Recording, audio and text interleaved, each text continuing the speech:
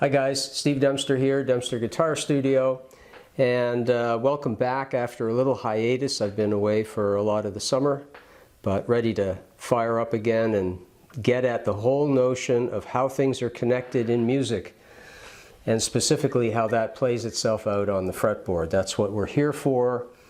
Hopefully that's what you're interested in, because it makes learning of guitar concepts much easier when you understand how one thing that you've learned in the past relates to another topic that you're doing currently. So, in today's video, I want to address the very common notion, or experience I should say, of sort of, deer eyes in the headlights. Those shocking moments when somebody comes up to you and says, hey, let's do a little jam in the key of B flat. And your blood pressure rises, your face goes pale, and you start to shiver. Well, you shouldn't. If you've gone through any of the videos in the previous series on where stuff comes from, you shouldn't be shivering. On the other hand, if you haven't reviewed that stuff and you haven't actually used it, then maybe you might be shivering a bit. But in today's video, I do want to address that and get to the bigger notion of what it actually means when we say the key of B flat. What do we mean by that? And what I want to cover are four ideas that I tend to use, that I bring into my mind as soon as somebody says, let's jam in this key or that key. I want to make sure I have these four concepts, well-established, foundational ideas in my mind so that I can competently contribute something to that jam. And then on top of that, I can add more icing as I learn more things about improvising and rhythm playing and everything else that goes along with jamming with other musicians. So we'll get into that topic right after this.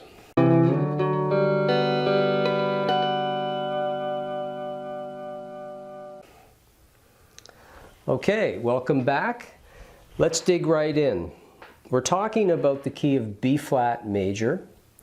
And if you already have some training in major keys, major scales, you'll know that the interval formula for any major scale is the same. And that's very cool. You get to use one idea and apply it across, in our case, 12 other keys, or 12 keys in total, including B flat.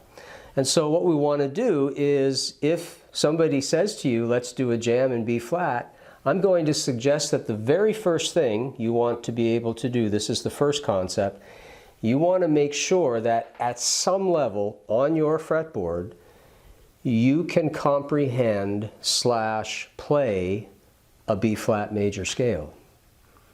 You can do this in two ways. You can do, well, three if you really think about it. You can be shown a pattern, a dot pattern of what to do. I'm not saying that's bad, but I don't think that's foundational. At best, that should be a review. Often isn't, but I think it should be. What you should be doing is making sure that you can recall the interval formula for any major scale, and then simply apply it along one string. If you don't know this yet, you can review one of the videos up above here that I did on the interval formulas for, or interval formula for major scales. So first of all, you got to find a B flat note. So hopefully you know something about your fretboard, and you don't have to wait to be shown where a B flat note is. You actually can figure this out. I'm going to take one right here on the third string, third fret, and I would encourage you to confirm in your own mind that that is indeed a B flat note based on what you currently know. But for those of you that are unfamiliar with this, very briefly, the idea behind it in my mind is, I need a B flat. The string itself is a G. Oh, need some volume. The string itself is a G, which is pretty darn close to a B note. So I've got G. I know that if I'm on a G note, which happens to be the open string, 2 frets up would be the note A. And 2 frets up represents a whole tone, or a tone for short. So I'm going from a G to an A. And I also recall that going from A to B is also a whole tone. But I don't want the B. I'm looking at myself in the monitor here to make sure it's clear. I don't want this note, I want B flat. To flatten any note, what is it I need to do? I need to lower it in pitch by 1 fret. So there it is, if you can zero in on it, and lower that, lower it in sound. It's not physical direction, it's sound. I'm lowering the note in sound. Here's B, here's B flat. It's a lower pitched sound. That's what I mean by lower the note 1 fret. I'm not physically lowering anything other than sound. So there's my B flat. From there, now I have to invoke my knowledge of the interval formula. Hopefully I know this. Hopefully you don't even really need to think about it much. You've thought on it before. You've practiced it. It tends to come out of you in a rather natural, intuitive way. That's the goal. It's okay if it's not there yet, but you must keep at it.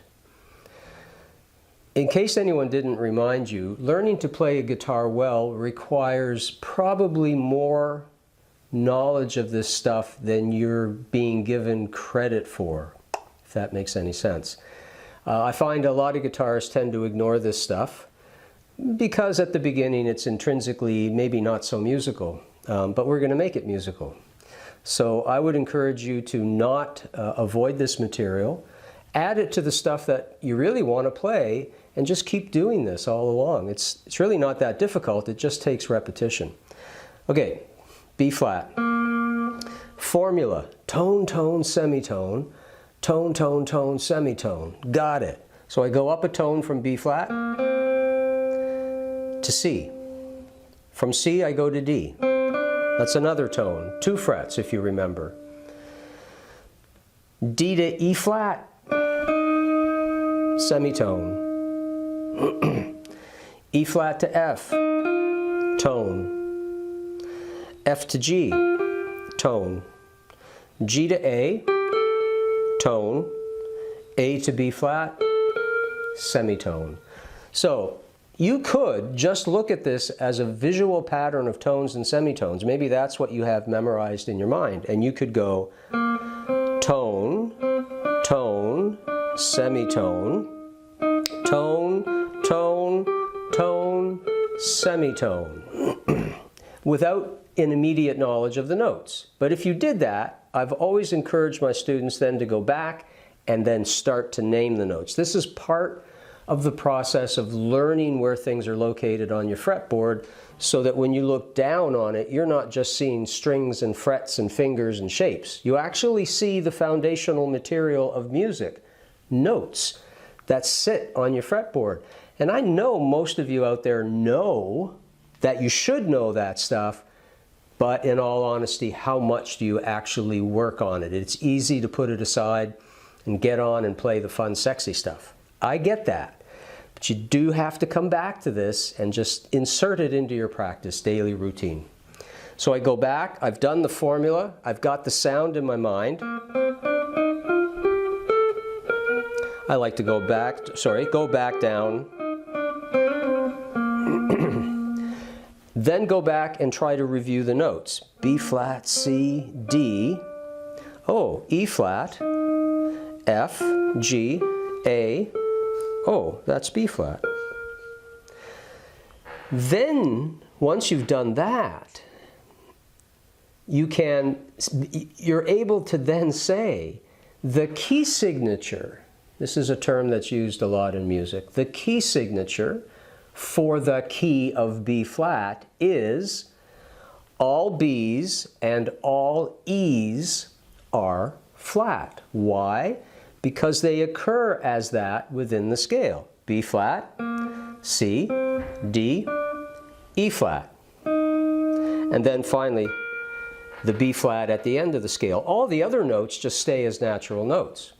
So over time, your brain starts to go, yeah, key of B flat is a major key with two flats in it, B flat and E flat. We're not talking about reading the music on a musical staff. We're just talking about comprehending the concept on your fretboard. So the key of B flat, so far, means your ability to play the major scale, your ability to know the notes of that particular major scale, and then from that to extract your knowledge or a knowledge of the key signature. That's a common phrase. You should get used to hearing that. I'm looking down at my notes here, so I'm going to stay on track. Okay, so that was point number one. That's hitting my head right away when somebody says, let's jam in B flat. The second thing that hits my head is what are called the primary chords in the key of B flat. You may recall that when you harmonize each note of the B flat major scale, you're going to get a separate chord. And those chords occur in the order of a major chord, a minor chord, a minor chord, a major chord, another major chord. Sometimes we turn it into dominant chords, a minor chord, and then finally a diminished chord. So we get 7 chords from the 7 notes of the B flat major scale.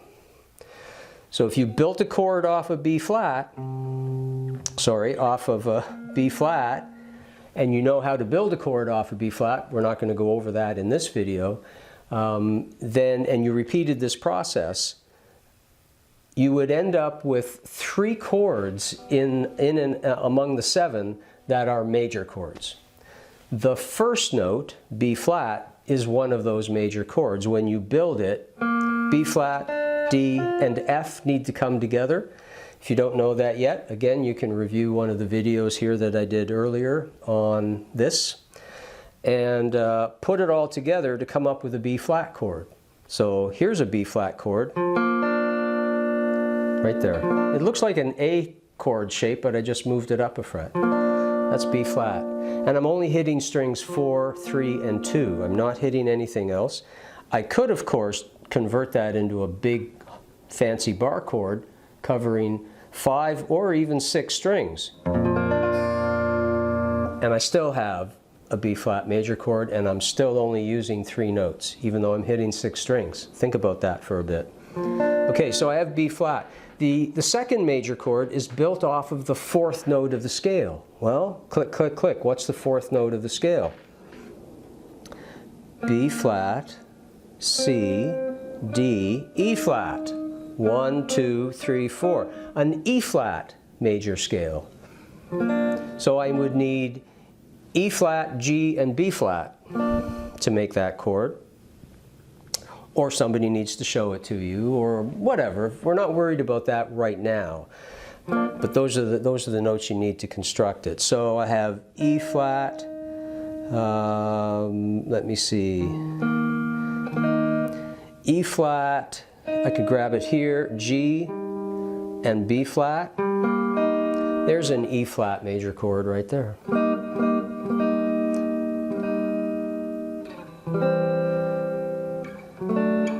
Kind of looks like, if I'm just playing strings 4, 3, and 2, that's a small little part of a C major chord. And if I move that structure up 2 frets and bring everything else up with it, that becomes a D major chord. It's an inversion, it's an inversion of a D major chord, but it's still a D major chord, it's just this. And then if I move that up 1 more fret, I have E flat. That might be something interesting for you to explore a little bit, but the bottom line is I now have a B flat chord, it's the 1 chord. I have an E flat chord, it's the 4 chord. That's 2 of the primary chords, and now I need the 5 chord, which would be an F major chord. And for that I need F, A, and C. And I can find them here, or here, or sorry, or here, or here. Let's see, F, A. Here's a cool one. Can't strum it, but that you can finger style it. But I'll grab, it doesn't matter, I'll grab this one. Okay. The reason they're called the three primary chords is that together they sort of form the skeleton, the scaffolding of the sound of the key. They're the most important chords, and in fact, one could argue the first chord and the fifth chord are really the most important. And that relationship shows up a lot in music, the one moving to the five. That's another video, but keep that in mind. For now, these four chords should pop into your brain. Here's a very cool, quick way to help you do this just using your fretting hand. Somebody says to you, we're going to play in the key of B flat, and at least you'll be able to pull out these three chords from the key of B flat. There are, of course, others. There are four other chords that exist in that key, but these ones are really important. You pull out you call the thumb your B flat chord, that's your one chord. The four chord would be four fingers up, including the thumb. 1, 2, 3, 4. That's your E flat chord, B, C, D, E. If you counted alphabetically, you'd end up with an E, but you know it's not E, it's E flat. How come? Because it was E flat in the scale when you worked it out. From B flat, C, D, E flat. So if you land on E, B, C, D, E, it's not an E chord. You have to convert the E into E flat. That's why knowing your key signatures become important. All B's and all E's in the key of B flat are flat. How do I know that? You could be told it and just memorize it. That's kind of a waste of time. Or you could be told it and then play it and demonstrate for yourself that all the E's that you come across in that scale are flat. That's the importance of knowing the major scale. It answers everything you need that you're thinking about in order to play. So we have the 4 chord, and then we have the 5 chord. 1, 2, 3, 4, and then 5. B, C, D, E, F. F stays as it is in the key of B flat, as you demonstrated in the scale. So the chord becomes an F major chord. All three of them are major chords, and they go together. So you have B flat, go up 4, E flat, up 1, F. They go together. So it might sound something like we have, let's see, B flat, E flat, F, and back to B flat. I mean, how many times have you heard that in your musical listening career?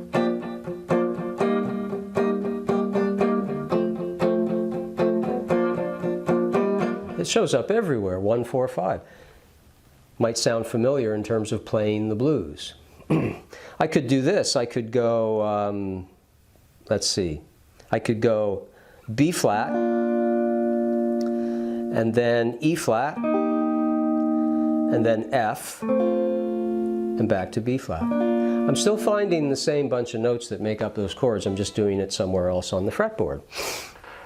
The other chords, let's see what we would have. We have B flat. Next one would be C minor, and then D minor. Then we had the E flat, then F, G minor, and then A diminished. The other 4 chords, the C minor, the D minor, the F, E, the G minor, and the A diminished, those are referred to as secondary chords. It isn't because they're less important. They're just as usable in any song from that key. It's just that they're not like the pillars of the key. The 1, 4, and 5 are the pillars of the key. They give you that sound of the key itself just with those 3 chords alone. The other chords can kind of embellish that a bit. So they're referred to as secondary, at least as I was trained as a young guitarist way back in the day. So far we've got, okay, I've got the scale that hit my brain and I can play it. Oh, and I could either play it along one string, or can I play it in a position somewhere on the fretboard? Position playing is how most people think about playing scales. I would always advocate playing them on one string so that you can see easily the interval distances between them. That gets a little muddy when you're crossing strings, although the sound is still correct, as it should be.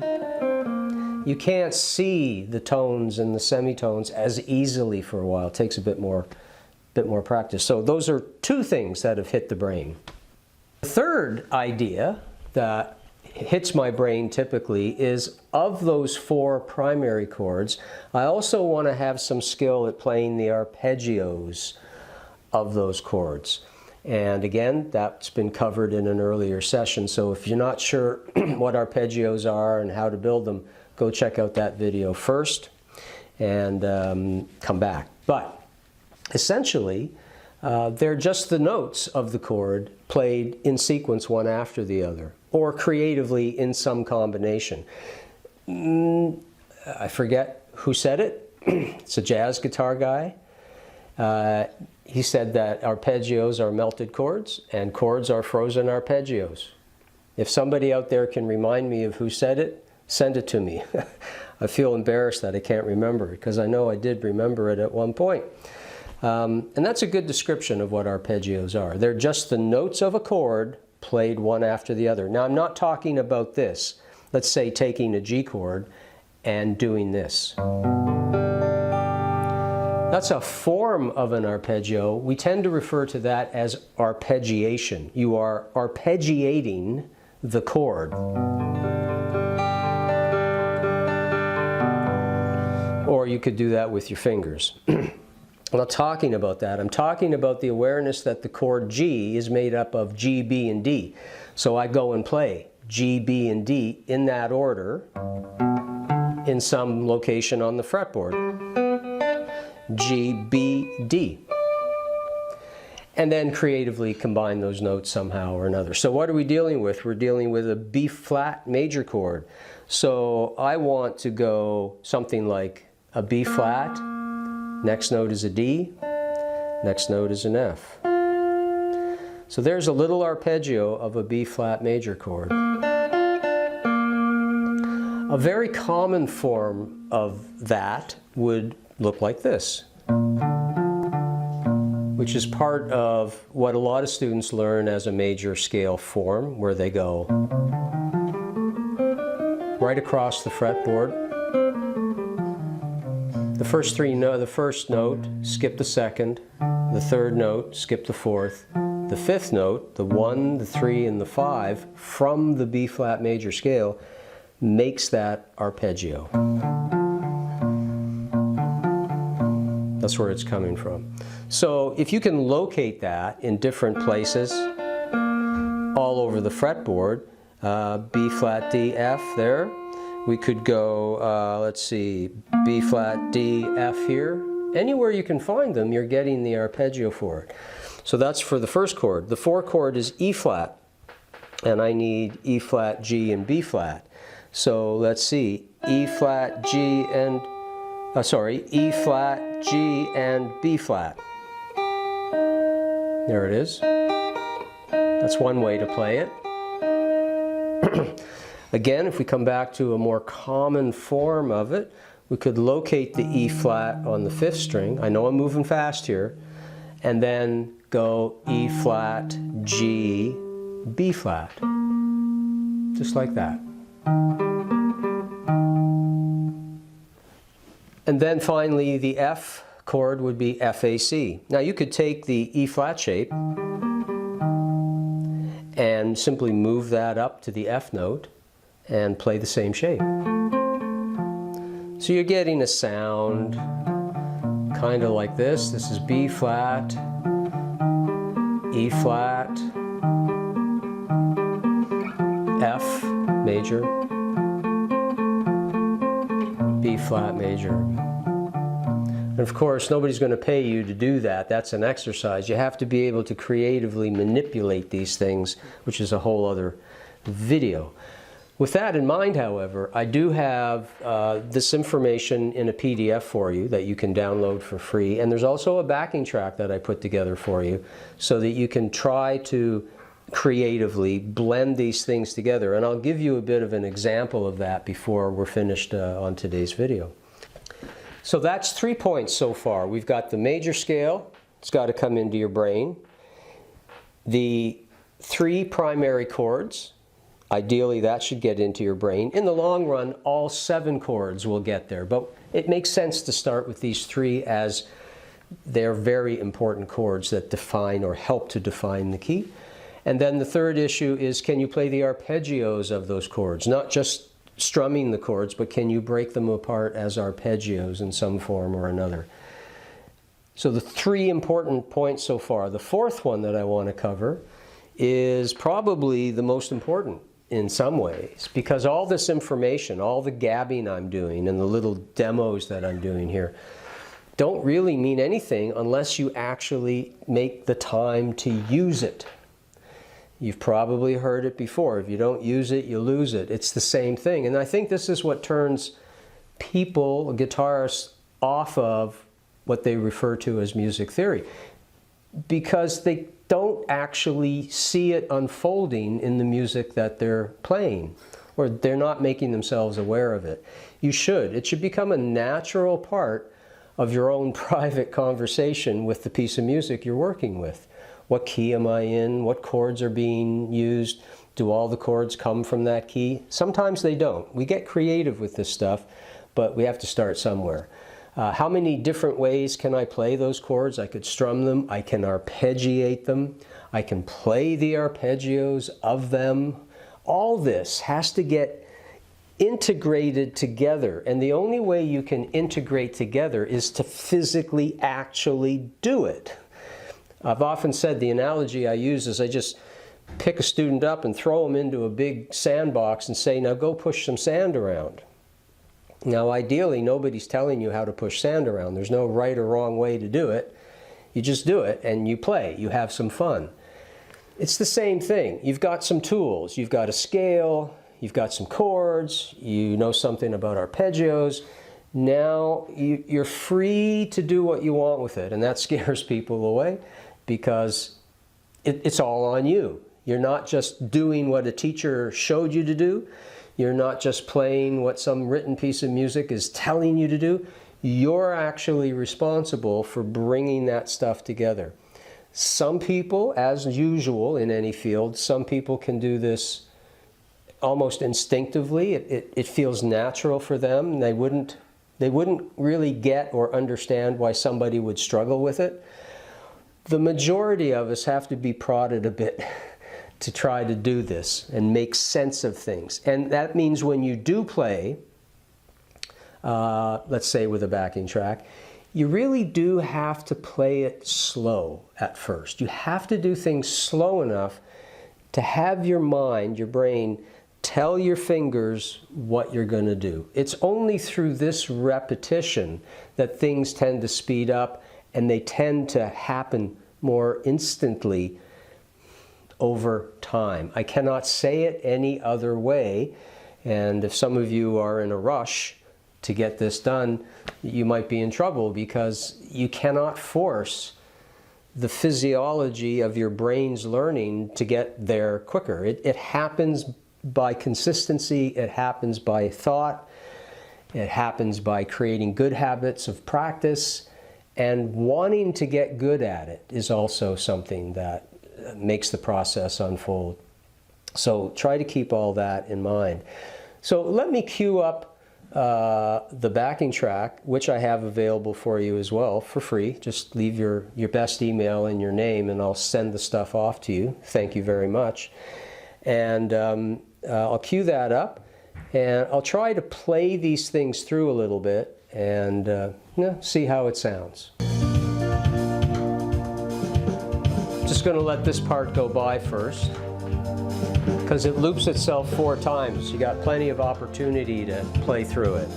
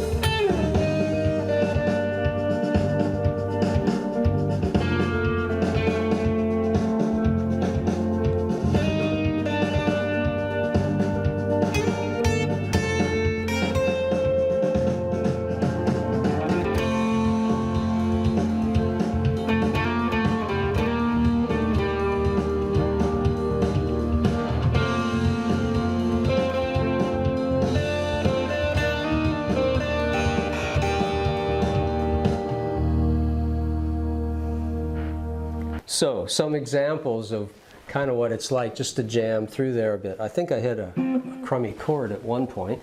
It happens, right? But that process of sitting down, and by the way, if you notice, I wasn't ripping up and down the fretboard, because what I was thinking about as I was playing were the notes that I wanted from the scale. That's the key thing. You have to be slow enough to be aware of where you're going without reference to some pattern. For sure, somebody could show you, you know,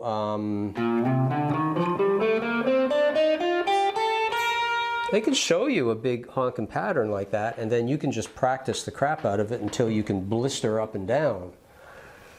And there's a place for that, and it's fun, and it sounds very cool. But that's not what we're talking about here. That can come a little bit later. Right now, you're thinking about the notes.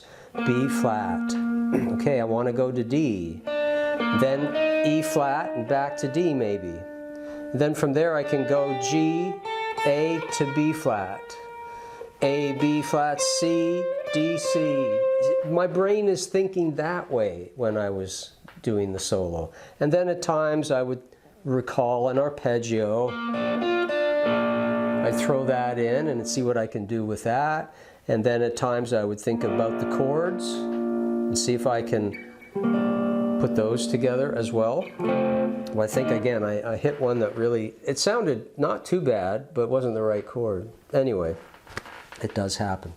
So all of that, and that's just the tip of the iceberg, all of that to be able to hit your head, let's jam in the key of E flat, or B flat, sorry. Oh, okay, sure, no problem.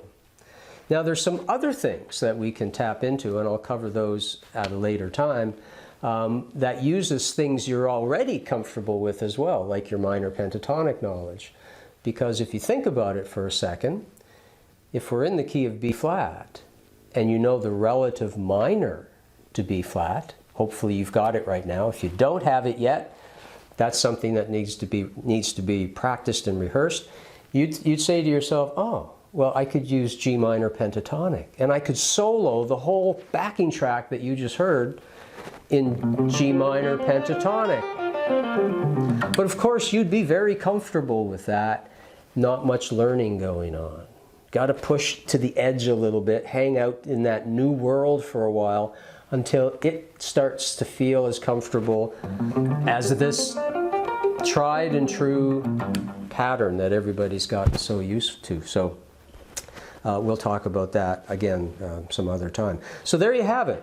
The idea of what's going on in someone's head when they hear, let's play in the key of B flat. We're making stuff up. Somebody maybe, hopefully, told you what the order of the chords might be.